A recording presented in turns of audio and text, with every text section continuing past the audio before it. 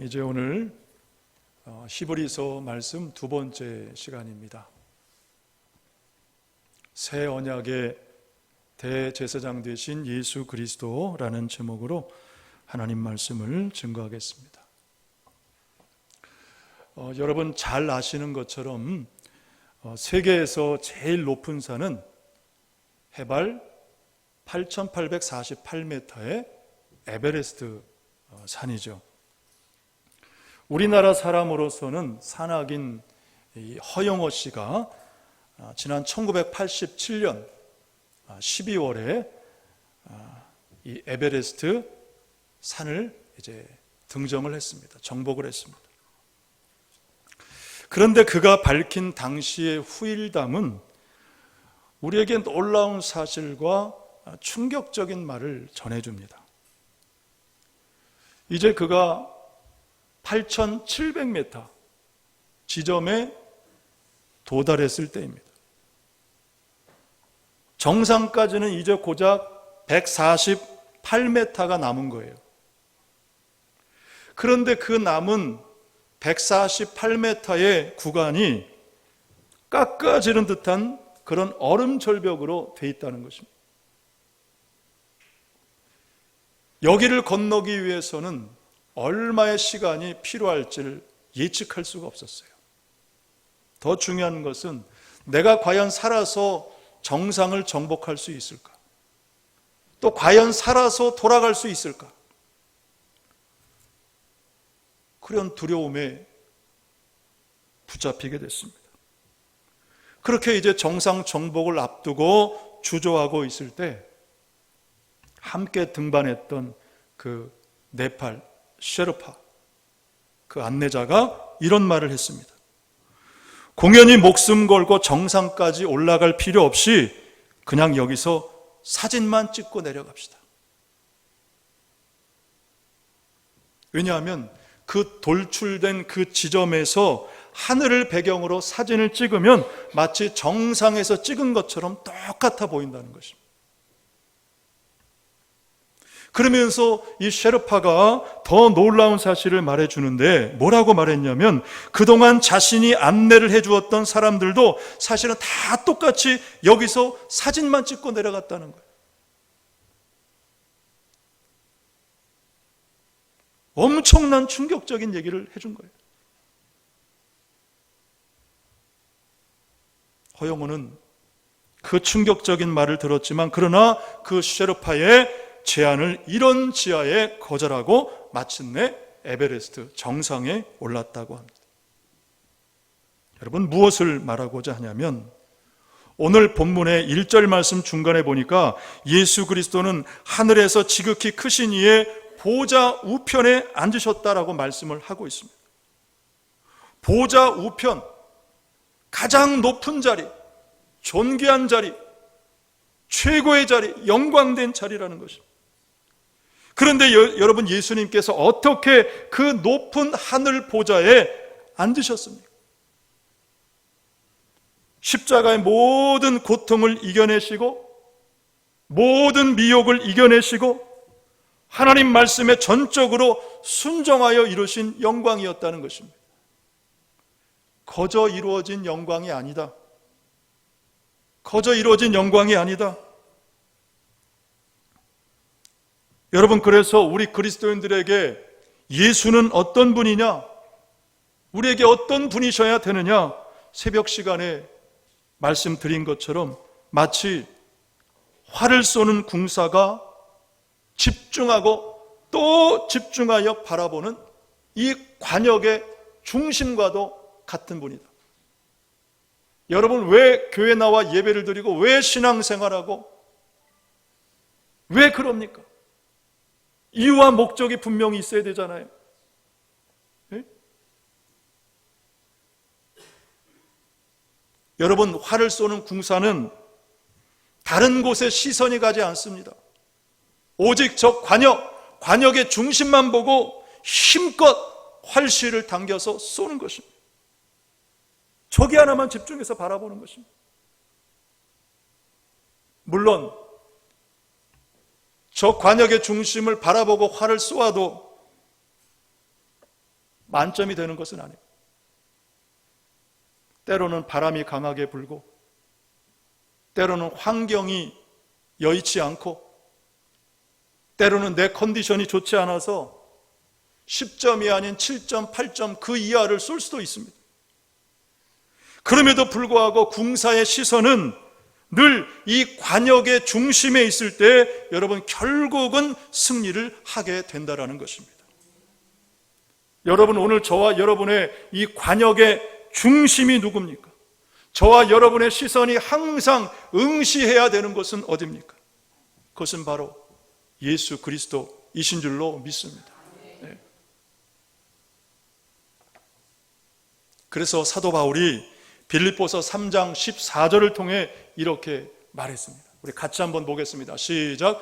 표대를 향하여 그리스도 예수 안에서 하나님이 위에서 부르신 부름의 상을 위하여 달려가노라. 이것이 사도 바울의 고백이었어요. 끊임없이 바울은 달려가는 인생을 살았는데 어디를 향하여 달려가느냐? 표대를 향하여 달려갔다. 표대를 향하여 달려갔다.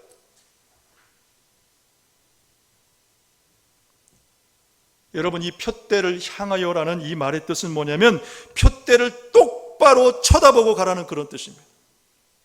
표대를 똑바로 보고 쳐다보고.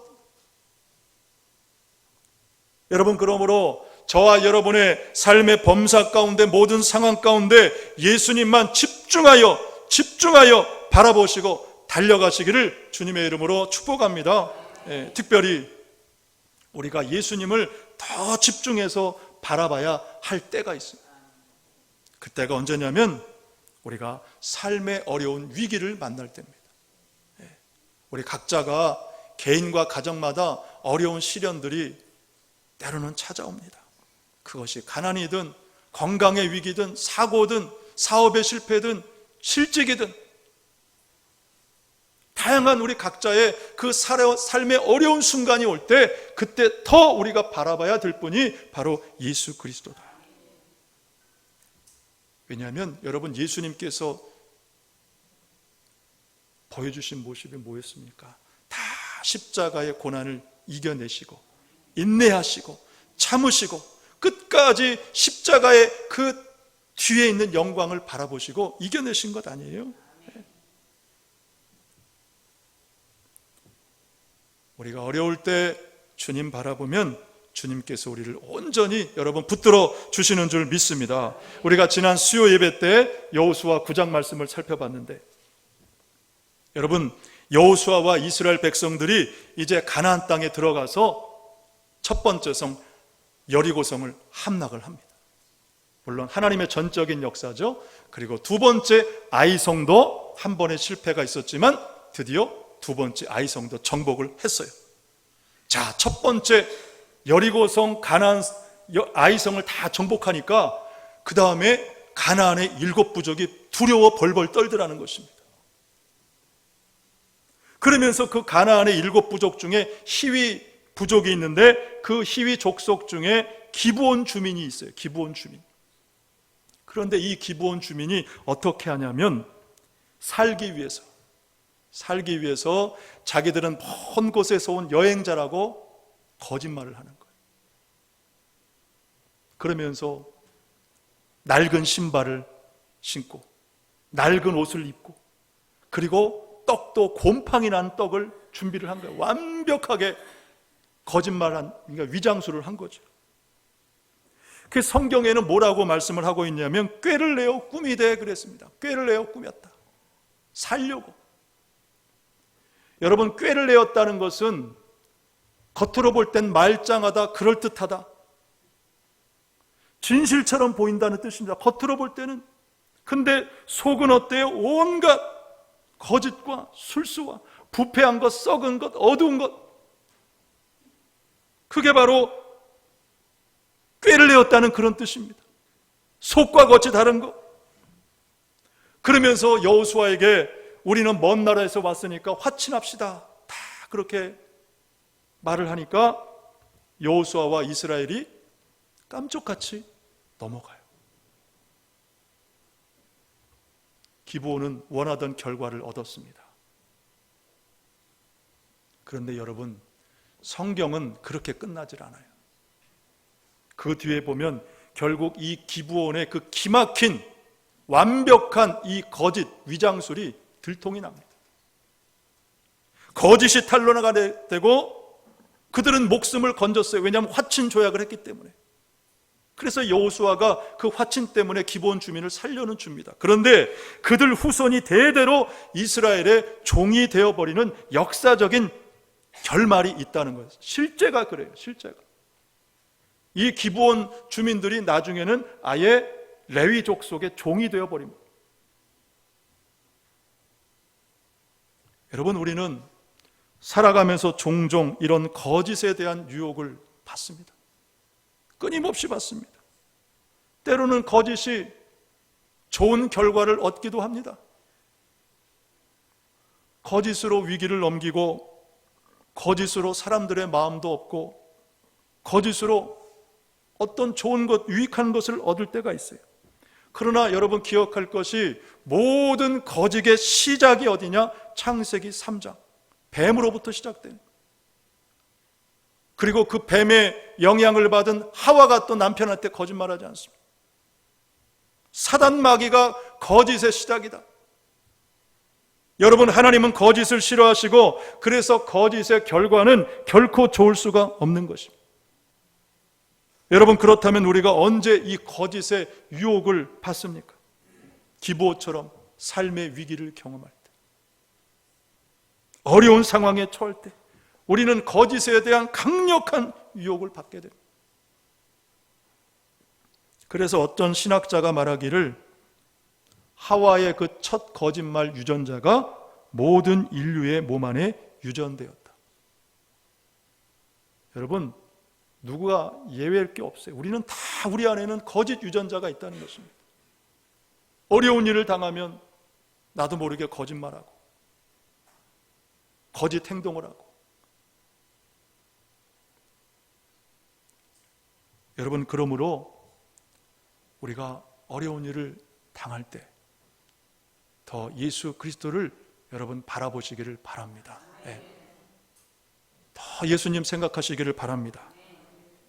예수님께서 저와 여러분을 온전하게 붙들어 주실 줄 믿습니다. 네. 두 번째는, 우리가 또 예수 그리스도를 바라봐야 될 때는 언제냐면, 반대로 성공적인 삶을 살 때도 예수 그리스도를 바라봐야 돼요.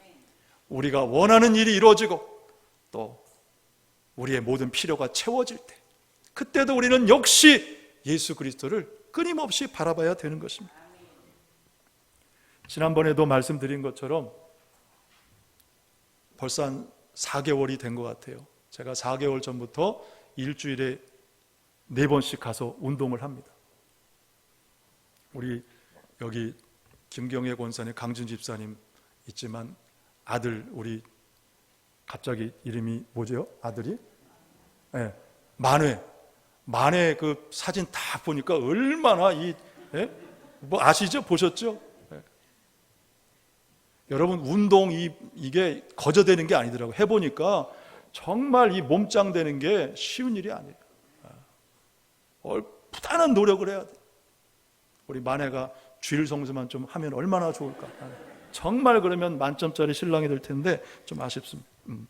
자, 어쨌든 제가 이제 일주일에 4일 동안 가서 이제 운동을 하는데, 처음 2달쯤 그냥 열심히 했어요. 그냥 아무 생각 없이, 약속한 것도 있고 포기하지 말자, 힘들어도 가서 그냥 일주일에 4일 꼬박꼬박 운동을 하고 왔어요. 그런데 어느 날 제 아이가 그러는 거예요. 아빠, 이어폰으로 음악 들으면서 하면은 시간도 잘 가고 집중도 잘 되고 좋을 거예요. 그러는 거예요. 근데 아이가 그렇게 얘기했는데 그냥 무시해버리고 지나가 버렸어요. 그리고 이제 몇 주가 흘렀습니다. 그렇게 몇 주가 지난 어느 날 아이가 다시 그러는 거예요. 아빠, 신용카드 좀 주세요. 아니, 왜? 뭐 필요해? 살 게 있어? 그랬더니 제 아이폰을 사오겠다는, 이어폰을 사오겠다는 거예요. 아무래도 제가 스스로는 안 살 것 같으니까, 스스로는 안 살 것 같으니까 얘가 그래서 카드를 갖고 가더니만 무선 이어폰을 하나 사가지고 왔어요. 그래서 이제 어쩔 수 없이 그거를 끼고 운동을 하는데, 처음에 이제 고민이 되는 거예요. 뭘 들으면서 운동하면 좋을까? 그러다가 마침 제가 듣고 싶었던 그런 어떤 찬양팀이 있습니다. 그래서 인터넷으로 유튜브로 쭉 검색을 하니까 그 찬양팀이 7집까지 음반이 벌써 나왔더라고요. 7집까지. 그래서 이제 처음부터 한번 운동하니까 처음부터 들어보자. 그래갖고 1집 앨범을 다 틀었는데 모든 게 막 엉망인 거예요. 멜로디, 화성, 진행, 모든 게 제가 생각했던 그런 팀이 아니에요. 그래갖고 1집을 반쯤 듣다가 2집으로 넘어갔어요. 2집을 또 처음부터 들었는데 2집도 1집하고 별로만 다르지가 않아요. 이상하다. 이 팀이 정말 내가 생각했던 그 팀이 맞나? 다시 한번 확인하고 그러고서 이제 3집을 딱 들어봤는데 3집을 딱 들어보는 순간 깜짝 놀라요. 완전히 달라진 거예요. 1집, 2집과 3집은 완전히 하늘과 땅처럼 너무너무 달라졌어요. 그래서 제가 들으면서 분명히 뭔가 여기 지금 역사가 있었다. 뭔가 일이 있었다. 제가 보니까 작곡자도 똑같고 팀도 똑같아요. 근데 어떻게 1집, 2집과 3집이 완전히 달라질 수가 있느냐? 음악적인 멜로디, 화성, 변주하는 거, 또 악기들 들어가는 모든 것이 너무너무 완벽했어요. 또 가사가 들어보니까 얼마나 좋은지, 나 비록 약할지라도 날마다 주를 의지해 온전히 주께 날 맡기리. 그러니까 날마다라는 가사가 나와요. 이게 뭐냐면 곡을 쓰면서 날마다 주님과 영적인 교감이 있었다는 거예요. 네. 분명히 주님께서 도우셨구나. 그래서 이렇게 달라졌구나. 그것이 확 느껴진 것입니다. 3집에서. 그래서 제가 좀 건너뛰고 마지막 7집을 제가 딱 듣는데, 궁금해서 듣는데 거기는 보니까 온갖 화려한 기교가 있고 신디사이저 색채가 막 들어가 있고 합창의 기교가 담아 있고 겉으로만 화려한 거예요. 들으면서도 아무런 감동이 없는 겁니다.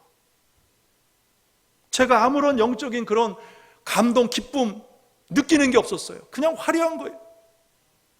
물론 여러분, 음악이라는 것이 창작의 과정이 늘 새로운 것을 요구받습니다.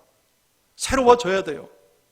그래서 발전해야 되는 것이 맞지만, 그럼에도 불구하고 그 첫 마음의 중심이 변하고 퇴색된 것은 아닌가, 그런 생각을 제가 하게 된 것이죠. 무엇을 말하고자 하냐면, 여러분, 우리가 하는 일이 잘 되고 원하는 결과를 얻고 성공적인 삶을 살 때도 우리는 어쩌면 예수님과 점점 더 멀어지는, 관역에서 벗어나는 그런 삶을 우리가 살 수 있게 된다는 것입니다. 우리의 삶의 표적이 되시는 그 예수님 없이 우리가 살아간다는 거예요. 그래서 여러분, 죄가 무슨 뜻이라 그랬습니까? 죄의 원뜻이 뭐라 그랬습니까? 관역에서 벗어나는 것이 죄라 그랬어요. 하나님의 뜻에서 벗어나는 것이 죄라 그랬습니다. 하나님 말씀에서 벗어나는 것이 죄라 그랬어요. 여러분, 그렇다면 우리는 너무너무 우리 안에 죄가 많은 것이죠. 그래서 우리는 더욱 예수님을 바라봐야 되는 거예요. 집중해서 바라봐야 되는 거예요. 황경혜 사모님, 우리 교회 와서 2번 집회하셨던 황경혜 사모님 기억하시죠? 지난주에 탄자니아 가서 집회를 하고 오셨어요. 남아프리카를 쭉 순회를 하면서 느끼신 것을 짤막하게 페이스북 글에 올리셨어요. 뭐냐면 남아프리카의 기독교 복음률이 70%가 넘는데요. 70%가 넘는데. 놀랍죠? 그런데 거기 대부분은 다 이단들이라는 거예요.